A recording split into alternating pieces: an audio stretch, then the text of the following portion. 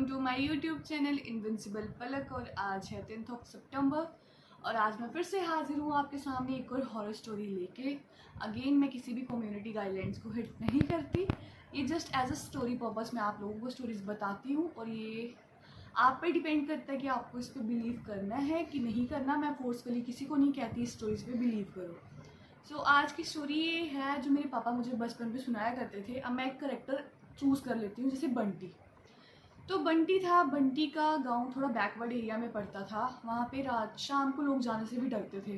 वो काफ़ी सुनसान सा एरिया था, वहाँ पे लोगों के घर थे बट जो रास्ता था उस गांव में जाने का वो बहुत सुनसान था। तो एक दिन ऐसा हुआ कि गांव में लाइट तो होती नहीं थी रात को। तो बंटी की जो मम्मी थे और जो बंटी के पापा थे और जो उनका घर था उनके दो गेट थे।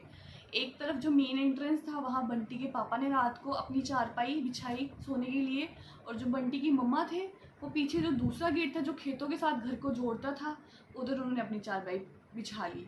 तो जो बीच में जो बंटी के भाई बहन थे वो बीच में सो गए सारे, और रात को बातें बूतें करके वो सारे के सारे सब सो गए। और अचानक से रात को बहुत ज़ोर से चिल्लाने की आवाज़ आती है। अब जब बहुत ज़ोर से चिल्लाने की आवाज़ आई, जो बंटी की मम्मा है वो उठ के बैठ जाते हैं। जब वो उठ के बैठते हैं वो देखते हैं खेतों से बहुत ज़्यादा ज़ोर से किसी औरत के चिल्लाने की आवाज़ आ रही है। अब वो देखते हैं वहाँ पे तो कोई है नहीं है क्योंकि अंधेरा छाया था हर तरफ, कोई दिख तो रहा नहीं था। बट जो चिल्लाने की आवाज़ थी वो धीरे धीरे धीरे धीरे और तेज़ होती रही। जब और तेज़ हुई जा रही थी वो आवाज़, एट द एंड एक टाइम ऐसा आया कि वो आवाज़ बिल्कुल दीवार के साथ जुड़ गई और ऐसा लगा कि जैसे कोई बहुत भारी लकड़ियों का सामान उठा के दीवार के साथ घसीट के जा रहा है। तो जो बंटी की मम्मी थी वो तो उठ के बैठे हुए थे।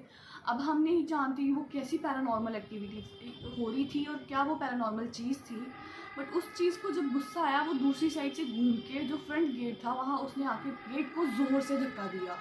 बंटी की मम्मा उठे थे, वो सब कुछ देख रहे थे लेकिन वो डरते नहीं थे क्योंकि वो हैबिचुअल थी इन चीज़ों क्योंकि गाँव में ये चीज़ें होती रहती थी। उन्होंने बंटी के पापा को आवाज़ लगाई, उन्होंने कहा बंटी के पापा आप उठे हो। तो अचानक से बंटी के पापा की नींद तभी खुलती है और वो बोलते हैं कि हाँ मैं उठा हूँ। उन्होंने कहा कि आपको गेट की आवाज़ सुनाई दी? तो उन्होंने कहा नहीं मुझे तो नहीं सुनाई दी। इतनी देर में जो बच्चे थे वो भी सारे हो जाते बंटी के भाई बहन। तो बंटी की मम्मा ये बोलते हैं कि जो पीछे वाला बाथरूम है वहाँ पे आज कोई मत जाना और जो सामने वाला बाथरूम है उसको यूज़ कर लेना। इतनी देर में सभी बातें बुतें करने लग पड़ते हैं क्योंकि लाइट तो थी नहीं उस टाइम, माहौल भी गर्मी का था और मच्छर वगैरह काफ़ी थे। तो करते देर में बंटी की बहन जो है वो भूल जाती है कि मम्मा ने जो उस बाथरूम में जाने के लिए मना किया था वो दूसरे बाथरूम में चल जाती है पीछे वाले। और अचानक से पूरे घर वालों को ज़ोर से चिल्लाने की आवाज़ आती है। तो सारे घर वाले जो है वो भागते हैं उस बाथरूम की तरफ और वहाँ देखते हैं कि जो बंटी की बहन है वो बहुत ज़ोर ज़ोर से रो रही है, अपनी बाजुओं को इस तरह से ट्विस्ट कर रही है, कुछ कर रही है। तो घर वाले परेशान हो जाते हैं। बंटी की मम्मा को तो पता था कि कुछ ना कुछ आज गलत होना था क्योंकि उनको सब कुछ उन्होंने फेस किया कि क्या क्या हो रहा था उस टाइम। फिर उन्होंने उनके मोहल्ले में एक नाग देवता जी के चेले थे, उन्होंने उनको बुलाया और झाड़ फूँक जो भी करते हैं उन्होंने वो प्रोसीजर किया। और उसके बाद जो बंटी की बहन है वो नॉर्मल हो गई और बाहर एकदम से जब जैसे उन्होंने झाड़ फूँक करे थे ज़ोर ज़ोर से चिल्लाती चिल्लाती वो आवाज़ भी दूर दूर दूर दूर जाते हुए चलेगी और जो बंटी की बहन थी वो फुली नॉर्मल हो गई और फिर से ऐसा उनके साथ कभी नहीं हुआ। होप सो आपको ये स्टोरी भी पसंद आई हो। और अगर आप चाहते हो कि मैं और हॉरर स्टोरीज़ लेके आऊँ तो आप कमेंट सेक्शन में ज़रूर बताना। और स्टे हैप्पी, स्टे हेल्दी। और मैं चाहती हूँ आप मेरी वीडियोस को सपोर्ट करो, मेरे चैनल के सब्सक्राइबर्स को इंक्रीज़ करो, मेरी वीडियोस को लाइक शेयर कमेंट करो। Thank you.